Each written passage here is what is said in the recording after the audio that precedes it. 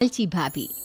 करिश्मा, रेशमा और मनीषा 3 बहनें हैं। उनका एक भाई भी है, मयंक। मयंक अपनी बहनों को बहुत प्यार करता है, लेकिन मयंक की पत्नी सविता इस मामले में मयंक से बिल्कुल ही अलग है। वो अपनी ननदों का जितना बुरा कर सकती है उतना बुरा करती ही रहती है और अपनी ननदों पर हुक्म भी चलाती है। करिश्मा, करिश्मा, तुमने अभी तक नाश्ता नहीं बनाया?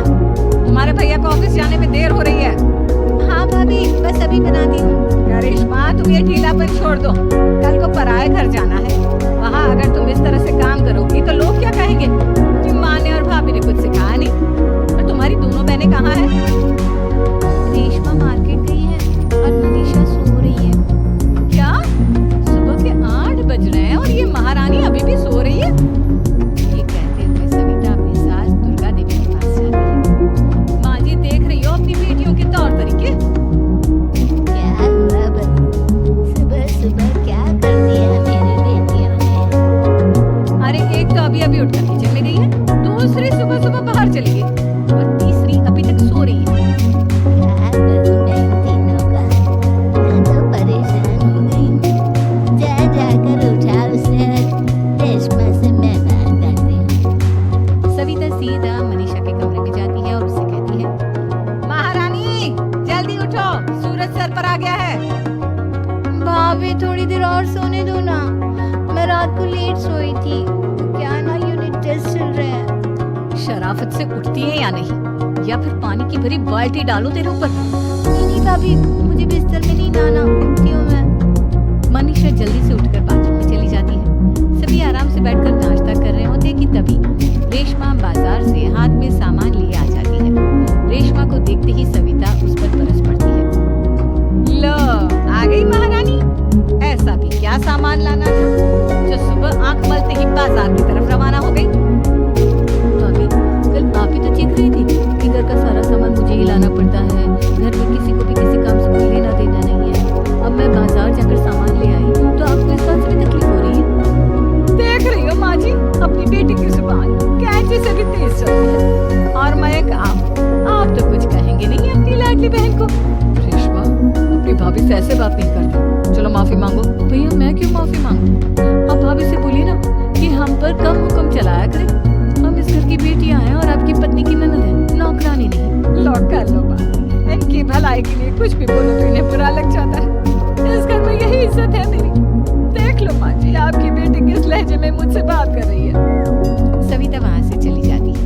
मयंक को बहुत गुस्सा आता है, वो भी वहाँ से चला जाता है। फिर करिश्मा रेशमा को समझाती है, रेशमा, तुम्हें भाभी से माफी मांग लेनी चाहिए थी ना।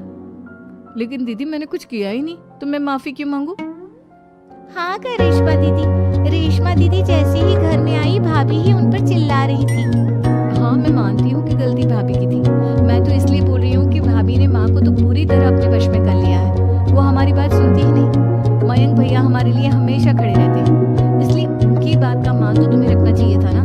कोई फायदा नहीं दीदी, कुछ दिनों की बात और है, भाभी उन्हें भी हमारे खिलाफ भड़का देंगे। फिर वो भी माँ की तरह हमारी किसी बात का विश्वास नहीं करेंगे। इसी तरह सविता अपनी तीनों ननदों को किसी न किसी बात पर परेशान करती रहती। एक दिन मयंक अपनी तीनों बहनों के लिए गिफ्ट लाया। करिश्मा, ये तुम्हारे लिए हवा का सेट। रेशमा, तुम्हारे लिए सुंदर सी ड्रेस। और मनीषा, तुम्हें किताबें पसंद है ना, तुम्हारे लिए किताबें लाया हूँ। थैंक यू भैया। थैंक यू भैया। थैंक यू भैया। करिश्मा, तुम्हारा नेकलेस कितना सुंदर है। ये भैया कहाँ से ले आए होंगे? मैंने भैया को 3 दिन पहले फोन पर ये डिजाइन दिखाया था और आज भैया ये ले आए। सविता तो अपनी ननदों की गिफ्ट्स देखकर जल गई और करिश्मा का नेकलेस तो उसे भी बहुत पसंद आया था। अपनी बहनों के लिए कितना अच्छा नेकलेस लेकर आए हैं। मुझे कभी कोई गिफ्ट नहीं दिया। आज ही ये हार चुरा लूंगी। रात में सविता करिश्मा का हाथ चुरा लेती है और इसी तरह उसे अपनी ननदों की जो भी चीज अच्छी लगती वो उसे मांगती नहीं, बल्कि रात के अंधेरे में चुरा लेती। इसी तरह दिन बीतते गए और सविता ने मयंक के दिल में भी उसकी बहनों के लिए नफरत पैदा कर दी। एक दिन मयंक ने करिश्मा और रेशमा के लिए रिश्ता देखा और ये बात उसने घर में सबको बताई। माँ, करिश्मा और रेशमा के लिए बहुत अच्छा रिश्ता आया है। वो लोग कल इन्हें देखने आ रहे हैं। आप और सविता मिलकर सारी तैयारी कर लेना। ये सुनकर करिश्मा और रेशमा खुश हो जाती है, लेकिन सविता सोचती है, अगर इन दोनों बहनों की शादी हो गई तो घर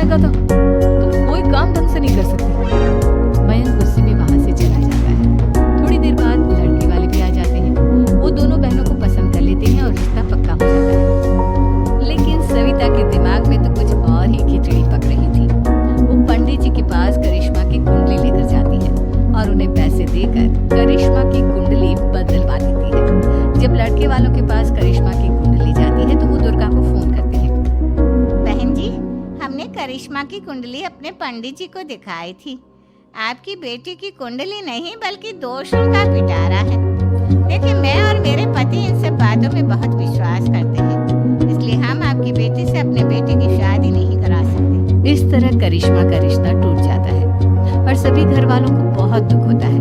अब कविता सोचती है, चलो करिश्मा का तो रिश्ता टूट गया, अब रेशमा का भी रिश्ता तोड़ना है। क्या करूं क्या करूं? अब सविता आवाज बदलकर किसी अननोन नंबर से रेशमा के होने वाले ससुराल में फोन करती है। हेलो, मैं कौन हूँ कौन नहीं ये आपके लिए जानना जरूरी नहीं। बस इतना सुन लो कि रेशमा का 2 साल से किसी के साथ अफेयर चल रहा है। बस रेशमा का रिश्ता तोड़वाने के लिए सविता का इतना कहना काफी था। अब रेशमा का भी रिश्ता टूट गया। मयंक और दुर्गा देवी ने रेशमा को खूब खरी खोटी सुनाई और उससे बार बार उस लड़के के बारे में पूछने लगी। आप दोनों मुझे क्यों परेशान कर रहे हो? अरे कोई लड़का होगा मेरी लाइफ में तो मैं बताऊंगी ना। जब कोई है ही नहीं तो कहाँ से लाऊं मैं कोई लड़का? तेरे होने वाले ससुराल वालों को फोन किसने किया था? हाँ, मैं नहीं जानती किसने फोन किया था, मैं सच कह रही हूँ। मैं तो पहले ही कह रही थी इसकी लगाम खींच कर रखो, लेकिन मेरी सुनता ही कौन है? आप चुप रहिए भाभी, ये सब आपका ही किया धरा है। अब तीनों बहनों को विश्वास हो जाता है कि ये सब उनकी भाभी ही कर रही है। तीनों बहनें अपनी भाभी को सबक सिखाने के लिए एक वकील कर लेती है और घर में हिस्सा मांगती। देखो भैया, माँ बाप की जायदाद में जितना बेटों का हक होता है उतना ही बेटियों का, इसलिए इस घर के 4 हिस्से होंगे और हमें अपना हिस्सा चाहिए। मैंने तुम्हारे लिए क्या क्या नहीं किया और तुम इस घर में हिस्सा मांग रही हो? भैया, आप और माँ हम बहनों की कोई बात नहीं सुनती और भाभी हमारी शादी नहीं होने देगी क्योंकि उन्हें लगता है कि आप हमारी शादी में ज्यादा पैसा लगाओगे और उन्हें हम जैसी फ्री की नौकरानी कहाँ मिलेगी। तो हम भाभी के साथ तो रह नहीं सकते, हम बहनों को अपना हिस्सा चाहिए। अरे तुम्हें शर्म आनी चाहिए अपनी भाभी पर ऐसा इल्जाम लगाते हुए। वो तुम्हारे बारे में कितना सोचती है। हाँ माँ, भाभी हमारे बारे में बहुत सोचती है। दिन रात बस यही सोचती रहती है कि किस तरह से अपनी तीनों ननदों को परेशान करूं और कभी मुझे पढ़ने भी नहीं देती। दोनों बहनों का रिश्ता भी तो इन्होंने ही तुड़वाया है और रात में हमारे कमरे में आकर हमारी चीजें भी चुराती है। इसी तरह सविता की तीनों ननदें अपनी बात पर अड़ी रही। अब कोर्ट में तारीख भी शुरू हो गई। जब सविता को लगा कि उसकी तीनों ननद इतनी आसानी से नहीं मानने वाली तो उसने अपने पति और सास को सारी सच्चाई बता दी और अपनी तीनों ननद से माफी मांगी।